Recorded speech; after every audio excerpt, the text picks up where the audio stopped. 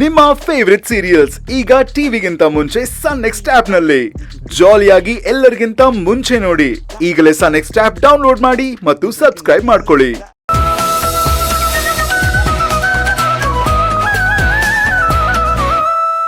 ನಿಮಗೆ ನಿಮ್ಮಲ್ಲೇ ಏನಾದರೂ ಚೇಂಜಸ್ ಆಗಿದೆ ಅಂತ ಅನ್ನಿಸ್ತಾ ಇದೆಯಾ? ಯೋಚನೆ ಮಾಡಿ ಹೇಳಿ.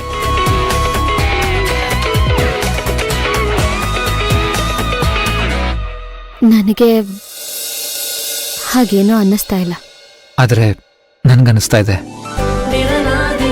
ನಾನು ನಿಮ್ಮನ್ನು ಅಬ್ಸರ್ವ್ ಮಾಡ್ತಿರೋ ಪ್ರಕಾರ ನನ್ನ ಮೇಲೆ ನಿಮಗೆ ಗೊತ್ತಿಲ್ಲದೆ ಏನೋ ಒಂದು ಭಾವನೆ ಬರ್ತಾ ಇದೆ.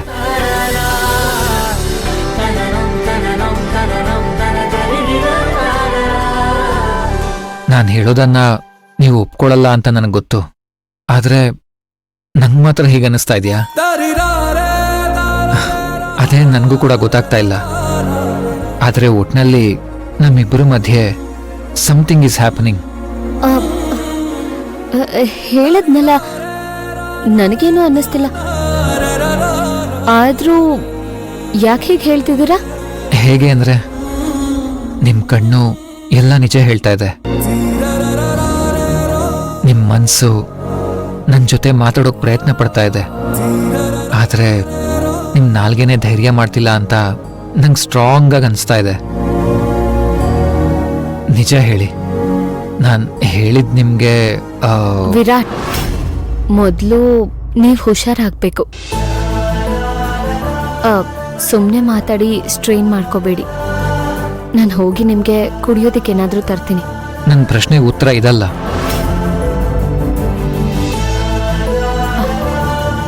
ಯಾಕೆ ನಿಮಗೆ ಅರ್ಥ ಆಗ್ತಾ ಇಲ್ಲ?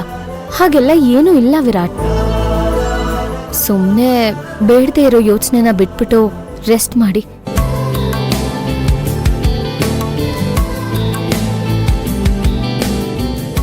ಹೋಗಿ ಹೋಗಿ, ನನ್ನ ಮನಸ್ಸು ನನ್ನ ಕಣ್ಣು ಸುಳ್ಳು ಹೇಳೋದಕ್ಕೆ ಸಾಧ್ಯನೇ ಇಲ್ಲ.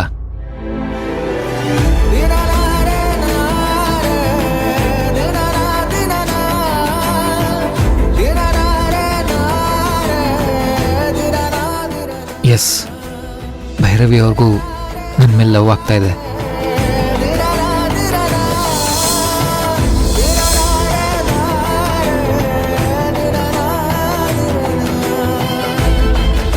ಆಗ್ತಿದೆ.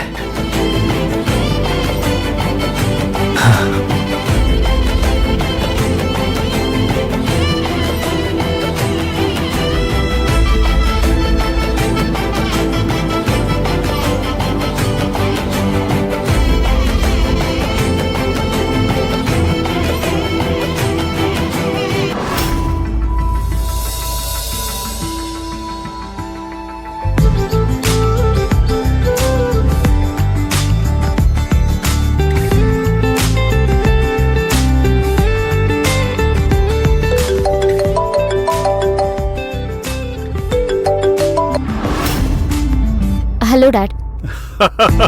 ಏನಮ್ಮ ಮಗಳೇ, ನನ್ನ ಫೋನ್ಗೆ ಕಾಯ್ತಿದ್ಯಾ? ಇಮಿಡಿಯೇಟ್ ಆಗಿ ರಿಸೀವ್ ಮಾಡ್ಬಿಟ್ಟೆ. ಹೇಗಿದೆಯಮ್ಮ? ಅಲ್ಲಿಂದ ಹೇಗಿದ್ದಾರೆ? ಹಾಸ್ಪಿಟ್ಲಿಂದ ಹೊರಟ್ರ? ಇನ್ನೂ ಅಲ್ಲೇ ಇದ್ದೀರಾ? ನಾವು ಹಾಸ್ಪಿಟಲಿಂದ ಮನೆಗೆ ಬಂದ್ವಿ ಡ್ಯಾಡ್.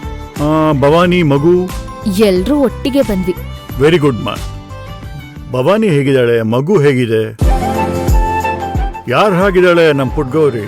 ಈಗ ಹೇಳೋದ್ ಕಷ್ಟ. ನೀವೇ ಬಂದ್ ನೋಡಿದ್ಮೇಲೆ ಯಾರ್ ತರ ಇದ್ದಾಳೆ ಅಂತ ನೀವೇ ಹೇಳ್ಬಿಡಿ. ಅಂತೂ ಸಾಧಿಸ್ಬಿಟ್ಟೆ ಮಗಳೇ. ಅಕ್ಕನ ಜೀವನನ ಒಂದು ಹಂತಕ್ಕೆ ತಂದ್ಬಿಟ್ಟೆ. ನೀನ್ ನೋಡಿದ್ರೆ ನಂಗೆ ಹೆಮ್ಮೆ ಅನ್ಸುತ್ತೆ. ಸಣ್ಣ ವಿಷಯ ಸಿಕ್ಕಿದ್ರು ನನ್ನ ಹೊಗಳ್ದೆ ಬಿಡಲ್ಲ ಅಲ್ವಾ ನೀವು? ಹಾಗೇನಿಲ್ಲಮ್ಮ. ವಿರಾಟ್ ಆರಾಮಾಗಿದ್ದಾರ? ಪರವಾಗಿಲ್ಲ. ವಿರಾಟ್ ಅವರಿಗೆ ಸ್ವಲ್ಪ ಸ್ವಲ್ಪ ಗಾಯ ವಾಸಿ ಆಗ್ತಿದೆ.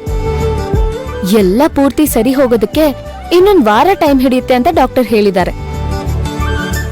ಮತ್ತೆ ಕಾಲಿಗೆ ಸ್ವಲ್ಪ ಫ್ರಾಕ್ಚರ್ ಆಗಿರೋದ್ರಿಂದ ಟೈಮ್ ಬೇಕಾಗತ್ತೆ. ಸರಿಮ್ಮ, ನೀನು ರೆಸ್ಟ್ ತಗೋ. ಮನೆಯವರು ಅಂತ ನೀನು ಅಲ್ದಾಡಬೇಡ. ಹಾಗೇನಿಲ್ಲ ಡ್ಯಾಡ್. ಓಕೆ ಮಾ, ಯು ಟೇಕ್ ಕೇರ್. ನಾಳೆ ನಾಡಿದ್ದಲ್ಲಿ ಫೋನ್ ಮಾಡ್ತೀನಿ. ಡ್ಯಾಡ್, ಏನಾದ್ರೂ ವಿಷಯ ಇತ್ತಾ? ಏನ್ ಇಂಪಾರ್ಟೆಂಟ್ ವಿಷಯ ಇಲ್ಲಮ್ಮ.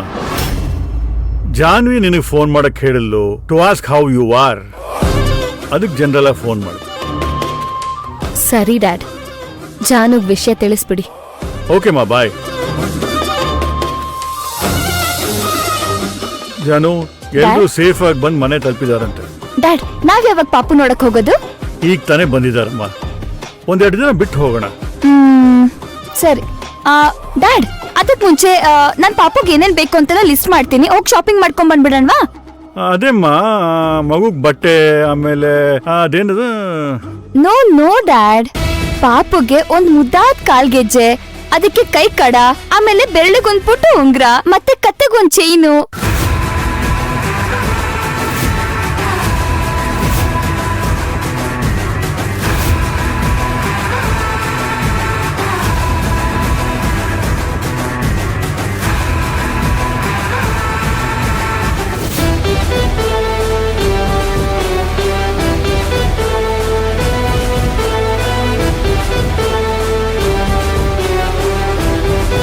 ಮಮ್ಮಿ,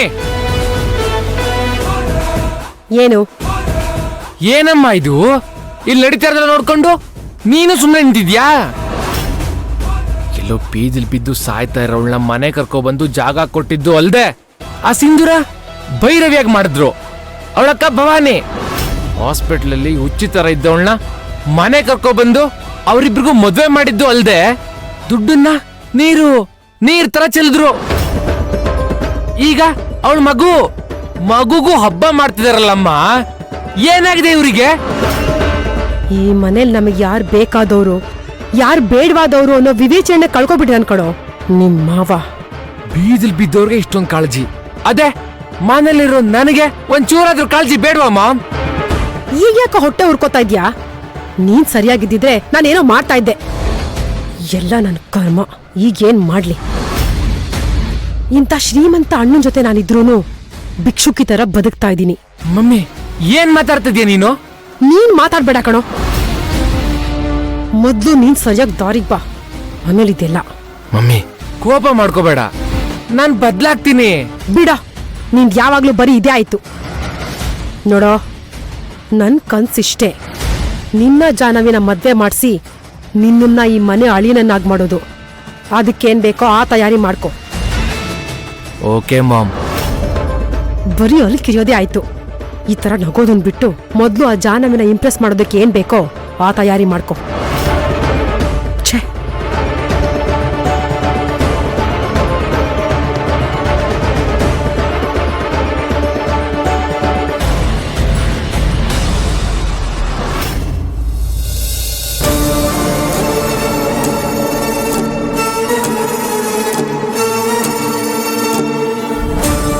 ವಸು, ಯಾಕೆ, ಏನಾಯ್ತು? ಇತ್ತೀಚೆಗೆ ನೀನ್ ಯಾವಾಗ್ಲೂ ಬರೀ ಟೆನ್ಷನ್ನಲ್ಲೇ ಇರ್ತೀಯ.